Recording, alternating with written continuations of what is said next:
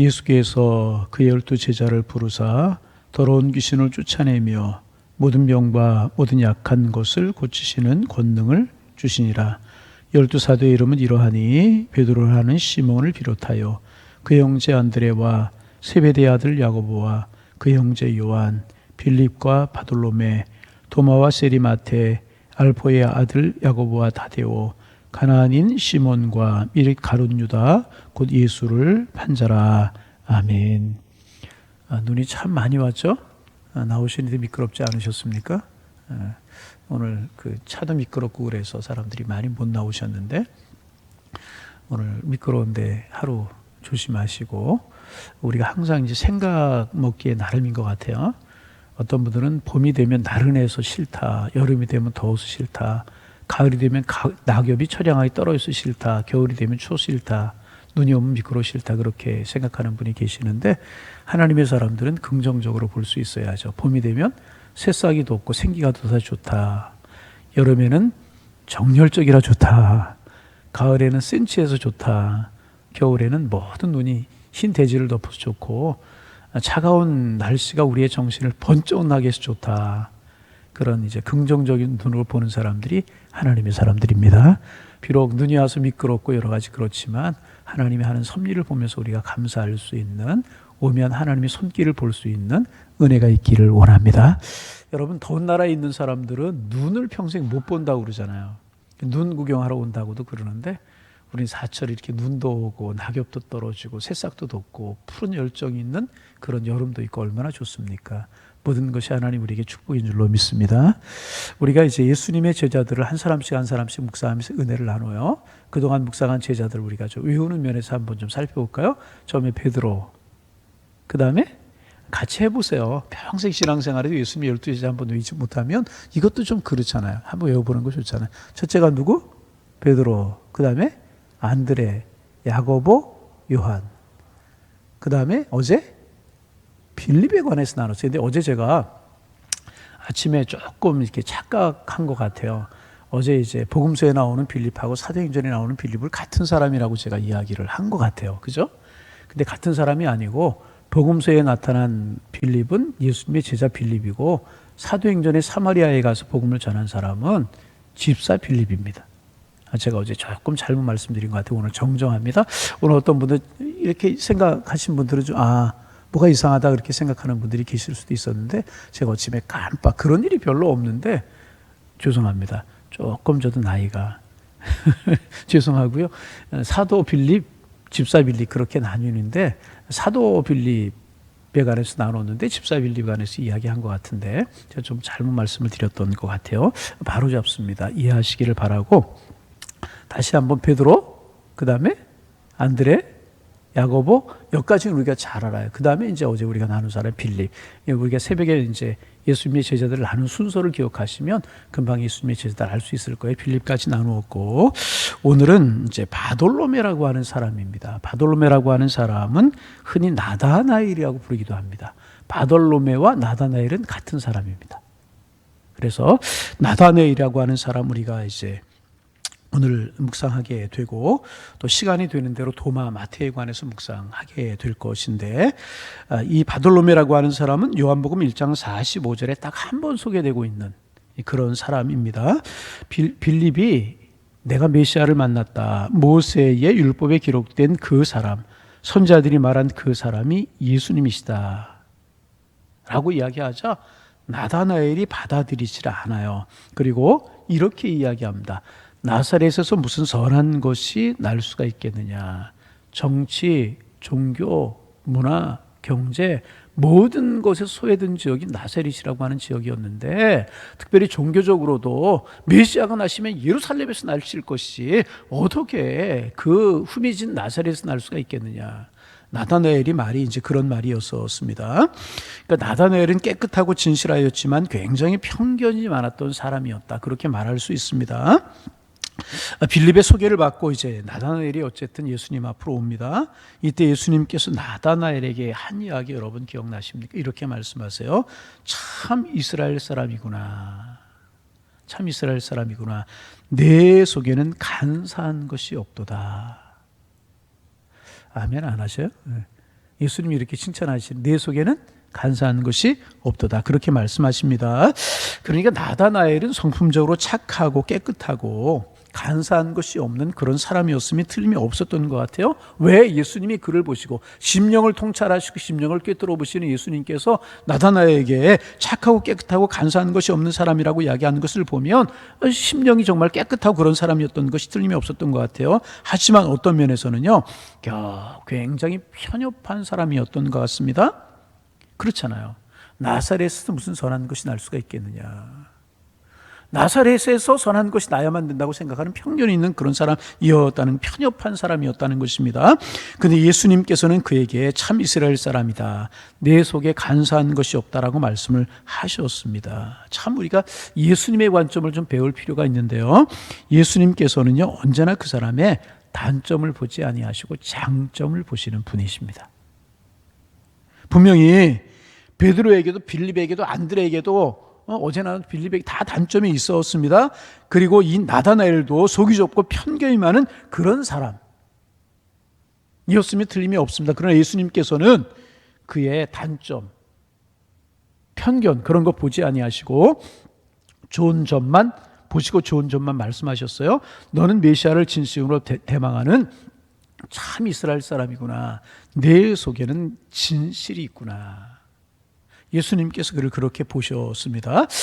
여러분, 우리는 예수님의 이러한 시각을 좀 배울 필요가 있습니다. 특별히 인간관계에서, 자녀와 부모 관계에서, 부부관계에서 이것을 적용할 필요가 있습니다. 그런 말이 여러분 있죠? 평생 바가지를 긁어도 변하지 않는다. 평생 바가지를 긁어도 어떻게 해요? 변하지 않는다는 것입니다. 또 사람은 자기를 힘들게 하면 위장을 한대요. 위장을. 숨어버릴지언정 변화되지 않는다는 거예요. 그것이 사람이라는 것입니다. 변하게 하시는 분은 하나님 한 분뿐이십니다. 그러므로 여러분, 쉬운 일은 안 해요. 이게 저도 경험하지만 쉬운 일은 결코 아니지만 우리가 이제 노력해야 될 것이 무엇이냐? 예수님의 관점을 배우는 것인데, 단점을 지적하고 고칠 생각을 하지 말고 장점을 지켜 세워주고 격려하고 도와주면 그 사람이 변하게 되는 것이고요. 이것이 예수님의 방법이라는 거예요. 올 한해 우리 한번 예수님의 방법대로 살아보실 수 있기를 바랍니다. 이 방법을 우리가 좀 배워보는 것이라. 그리고 이제 바돌로메에 관해서 한 가지 더 생각할 것이 있는데, 그것이 뭐냐 하면 예수님께 참 이스라엘이라고 하시고 내 속에 진실이 있다고, 거짓한 것이 없다, 간사한 것이 없다라고 칭찬하셨어요. 그러면 이 사람에 관한 행적이 좀 많이 나오면 우리가 교훈을 얻을 것이 더 많은 것 같은데, 성경에는 이 나다나엘 여기 기록 외에는 거의 기록이 없어요. 빌립이 내가 메시아를 만났다 그러자 나사렛은 무슨 소리하는 것이, 이 말 외에는 나다나엘에 관해서 거의 성경에 기록하는 것이 없습니다. 좀 아쉽기도 하고 그래요. 근데 여러분, 연극이나 영화에 보면 주역이 있고 조연이 있지 않습니까? 오케스트라를 보면 긴 곡을 연주하는데 한 10분씩 15분씩 연주하는 그런 곡이 있잖아요, 오케스트라들이. 그런데 거기에 보면 한 사람이 큰 악기를 들고 서 있어요. 근데 한 번도 연주가 나오지 않다가 마지막에 잠깐 등장했다가 사라지는 그런 악기를 들고 서 있는 사람이 있어요.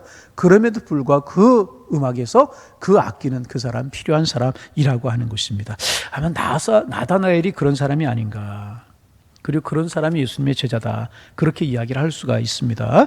잠깐 나타났다가 사라지는 사람이 있을 수도 있고 오래 등장하는 사람도 있을 수 있는데, 하나님 보시기엔 다 귀한 것이고요. 그래서 나다나엘 같은 사람도 천국의 12기둥으로 하나님 앞에 쓰임 받아왔다는 것입니다. 여러분, 하나님이 우리를 어떻게 사용하실 줄 몰라요.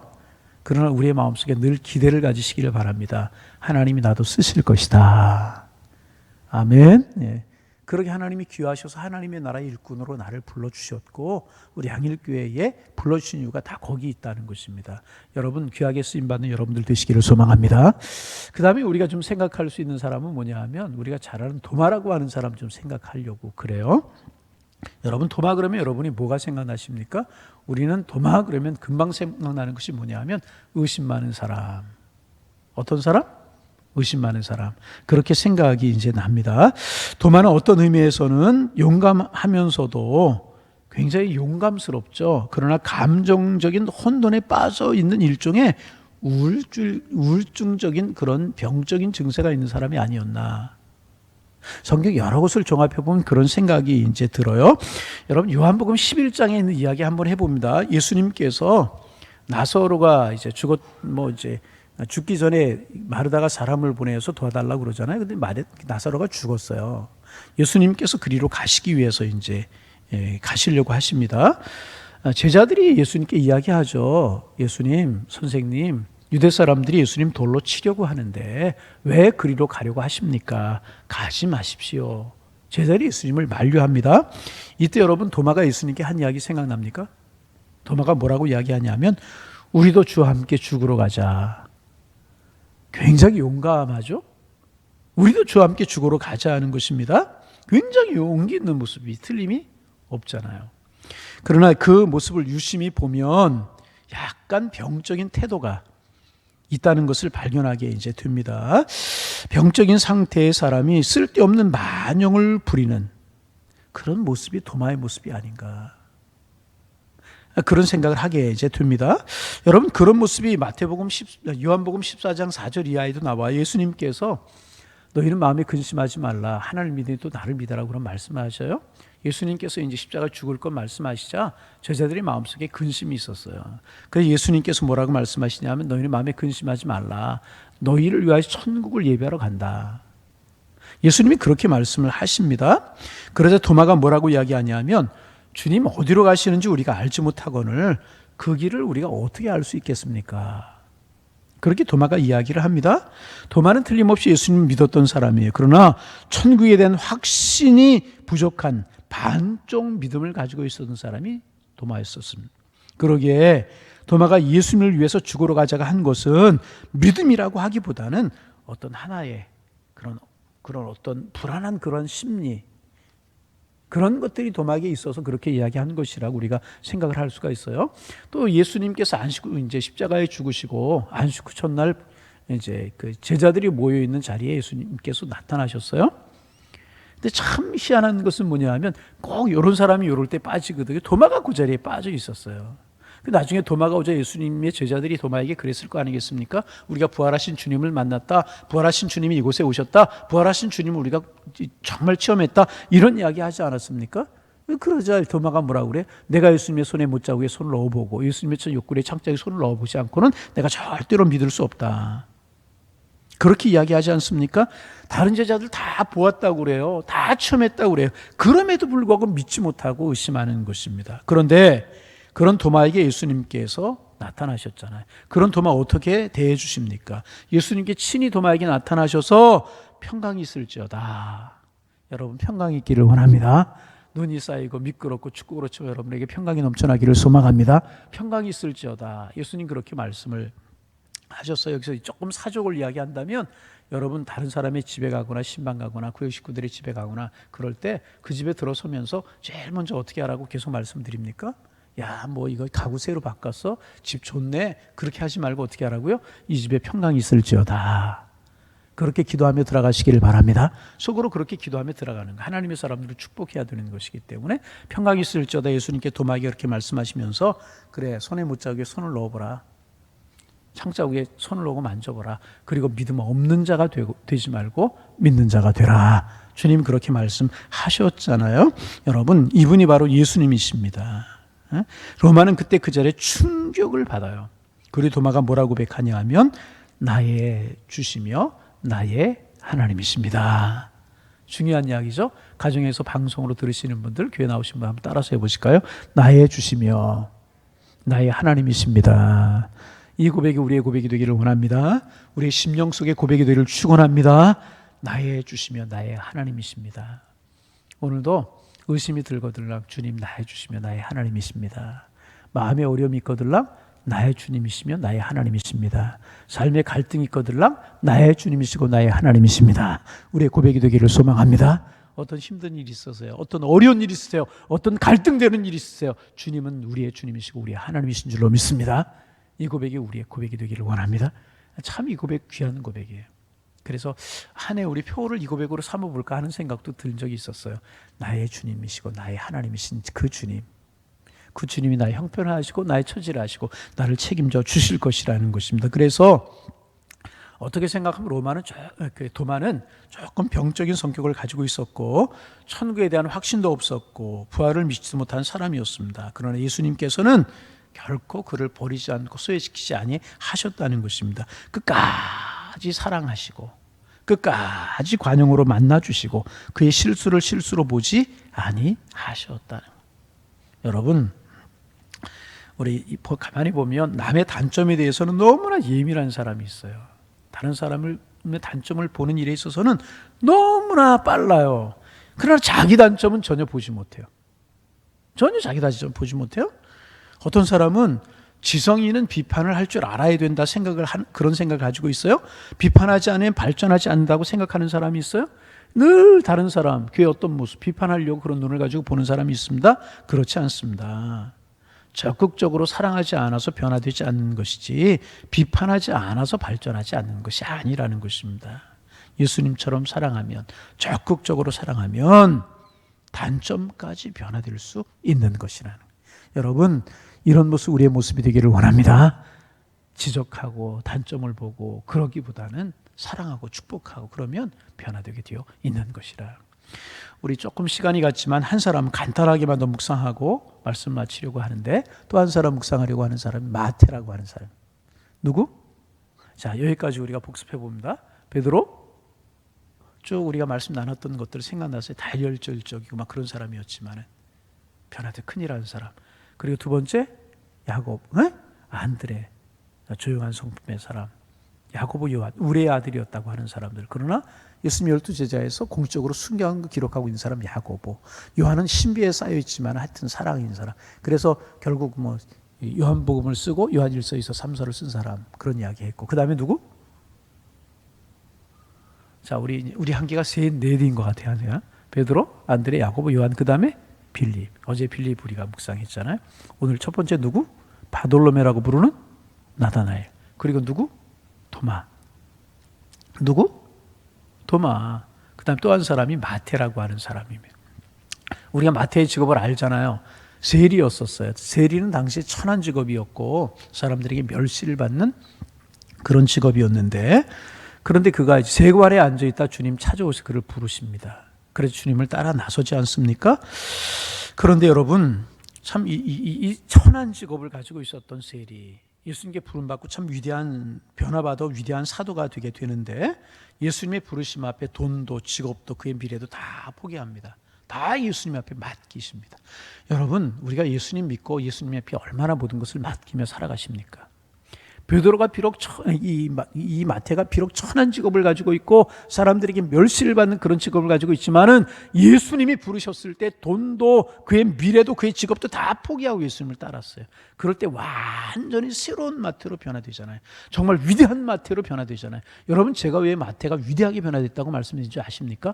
마태복음을 누가 썼느냐? 신약 성경에 나오는 제일 첫 책인 마태복음을 누가 썼느냐? 마태가 썼다는 거죠. 세리였던 마태에게 어떻게 그렇게 위대한 문필력이 있었을까? 어떻게 위대한 문장력이 있었을까? 그런 생각을 할 정도로 마태복음이 얼마나 귀합니까? 완전히 마태가 이렇게 변화되었다니, 숨은 은사가 그에게 있었던 것 같아요. 그런데 그 숨은 은사가 예수님 만나게 되고 예수님을 따르면서 나타나게 되었다는 것입니다. 그래서 위대한 마태복음을 쓰게 되는 그러한 위대한 사도가 될 수가 있었다는 것입니다. 여러분, 나는 재주가 없는데, 나는 할 줄 아는 게 없는데, 나는 무재주가 재주인데, 그렇게 이야기하는 분들 계세요? 좀 이야기 좀 하면 웃을 줄 알아야 되는데, 무재주가 재주인 분이 계십니까? 아니에요. 하나님께서는요, 우리에게도 특별한 은사를 주신 것이 있어요. 아멘. 마태가 예수님 만나지 않았다면 그러한 위대한 문필력, 그런 거 나타날 수 있었겠어요? 숨은 은사가 드러나는 것이라는, 여러분들에게 숨은 은사가 있을 수 있다는 거죠. 여러분, 주님 안에서 그 은사 발견할 수 있기를 바랍니다. 그 은사가 주님 안에서요 아름답게 쓰임 받기를 원합니다. 우리가 이제 이렇게 제자들에 관해서 은혜를 쭉 살펴보았어요. 바돌로메 어떤 사람이었다고요? 바돌로메 별로 큰일한 사람은 아니지만은 깨끗한 사람이었고 착한 사람이었고 예수님 말씀하셨잖아요. 그런데 자기만 옳다고 생각하는 편견을 가지고 있는 사람이었어요. 도마 어떤 사람, 의심이 많고 부활을 믿지 못하고 어떤 신앙적인 회의가 있고 그런 사람이었었어요.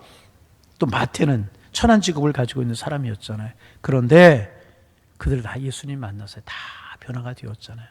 다 새로워졌잖아요. 그렇지 않습니까?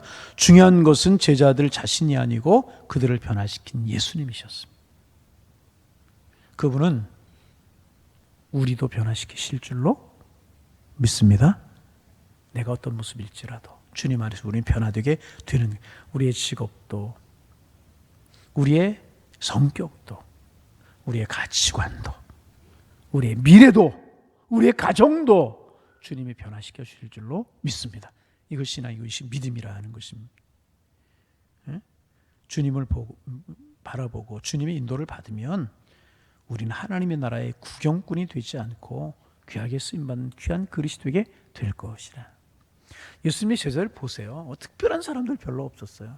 결국 그들이 큰 일을 하게 되지 않습니까? 주님 안에서 변화가 되어서 우리 이런 변화가, 이런 은혜가 우리 모두에게 있어지기를, 이런 기대를 가지고 살아가는 축복의 한 날 우리의 삶이 되시기를 주님의 이름으로 축복합니다. 기도하겠습니다. 하나님,